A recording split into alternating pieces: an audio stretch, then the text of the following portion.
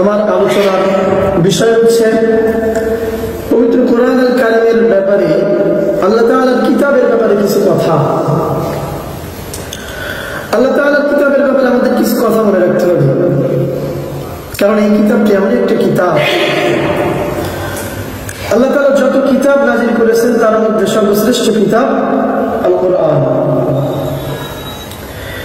এবং আল্লাহ তাআলা যতগুলো নবীর উপর আল্লাহ তাআলা কিতাব নাজিল করেছিলেন, যতগুলো নবী এবং যারা দুনিয়া থেকে বিদায় নিয়ে যে নবীগুলো চলে গিয়েছে তাদের কিতাব চলে গিয়েছে, তাদের কিতাবের আমল নাই, কিন্তু আল্লাহ তাআলা বিশ্বনবীর উপরে এই কিতাব নাজিল করেছেন। এমনই একটা কিতাব, বিশ্বনবীর জীবনের সর্বশ্রেষ্ঠ মুজিজা হচ্ছে আল কোরআন। এই কোরআনটাই বিশ্বনবীর জীবনের সর্বশ্রেষ্ঠ মুজিজা। বিশ্বনবী দুনিয়া থেকে চলে গিয়েছে, কিন্তু আল কোরআন চলে যায়নি। এই কিতাবের মহিমান্বিত, এই কিতাবের বরত্ব মহত্ব, এই কিতাবের মুজিজা আছে, কিতাবের মুজিজা হয়ে গিয়েছে। সাইয়েদনা ইব্রাহিম আলাইহিস সালামের উপর কিতাব নাযিল করা হয়েছে। ইব্রাহিম আলাইহিস সালাম দুনিয়া থেকে চলে গেছে, তার কিতাব শেষ।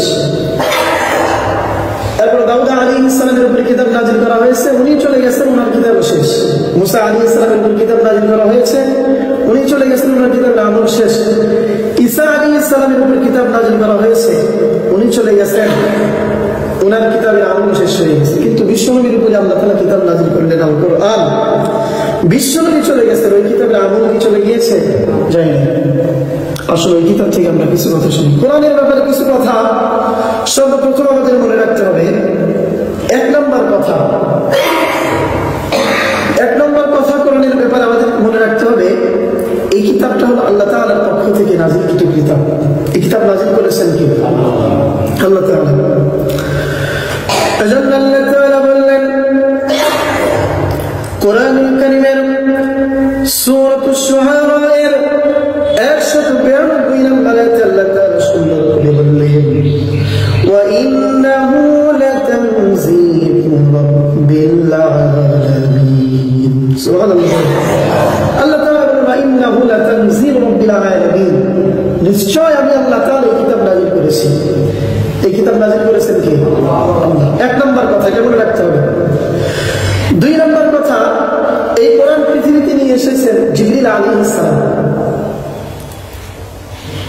জিবরিল আলাইহিস সালাম এই কোরআন নিয়ে এসেছেন।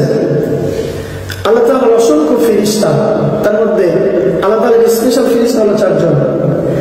4 জনের মধ্যে সবচাইতে বেশি দাম হলো জিবরিল আলাইহিস সালাম। জিবরিল আলাইহিস সালামের দাম বেড়েছে এই কোরআনের কারণে। এই কোরআনের মর্যাদা এত মর্যাদা যে এই পৃথিবীতে যে ফেরেশতা এই কোরআন নিয়ে এসেছেন, এই কোরআনের কারণে, কোরআন নিয়ে আসার কারণে আল্লাহ তাআলা শ্রেষ্ঠ ফেরেশতা হিসেবে ঘোষণা করেছেন। সুবহানাল্লাহ। এই কোরআন বিশ্বনবীর উপরে নাযিল হয়েছে, এই জন্য তিনি হয়েছেন বিশ্বনবী। রমাদান আল মুবারক আল্লাহ তাআলা এই কোরআন নাযিল করেছেন। রমাদান আল মুবারক মাস হয়েছে 12টি মাসের মধ্যে শ্রেষ্ঠতম মাস। কদরের রাতে আল্লাহ তাআলা কোরআন নাযিল করেছেন, এই জন্য কদরের রাত শ্রেষ্ঠ রাত। এজন্য আমরাও যদি আমাদের সম্মান, আমাদের মর্যাদা বাড়াতে চাই, এই কিতাবের কাছে আসার দরকার আছে না? আসতে হবে। দুই নম্বর কথা মনে রাখতে হবে, এই কোরআন নিয়ে এসেছেন জিবরিল আলাইহিস সালাম। আল্লাহ তাআলা বললেন কোরআনুল কারীমের সূরাতুশ শুআরা এর 193 নম্বর আয়াতে আল্লাহ তাআলা বললেন, নাযালা বিহির রূহুল আমিন আলা কলবিকা লিতাকুনা মিনাল মুনযিরিন। সুবহানাল্লাহ। আল্লাহ তাআলা বললেন, আপনি যেন ভীতি প্রদর্শনকারীদের অন্তর্ভুক্ত হন এবং অন্যদেরকে এই কোরআন দ্বারা ভীতি প্রদর্শন করতে পারেন, এই জন্য আমি আল্লাহ তাআলা এই কোরআন নাযিল করেছি। কোরআন দ্বারা আল্লাহ তাআলা মানুষদেরকে ভীতি প্রদর্শন করবেন, মানুষের অন্তরের মধ্যে ভয় ঢুকিয়ে দিবেন। কোরআনের মধ্যে জাহান্নামের কথা আছে না? নেই? জাহান্নামের কথা আল্লাহ তাআলা বর্ণনা করেছেন। বিশ্বনবীকে আল্লাহ তাআলা বলেন, ও নবী, আপনি উম্মতদের মাঝে জাহান্নামের কথা বর্ণনা করেন, যাতে তারা এই কোরআনের কথা শুনে তাদের অন্তর কেঁপে ওঠে, অন্তরের মধ্যে ভীতি প্রদর্শন সৃষ্টি হয়। এই জন্য আমি আল্লাহ তাআলা এই কোরআন নাযিল করেছি।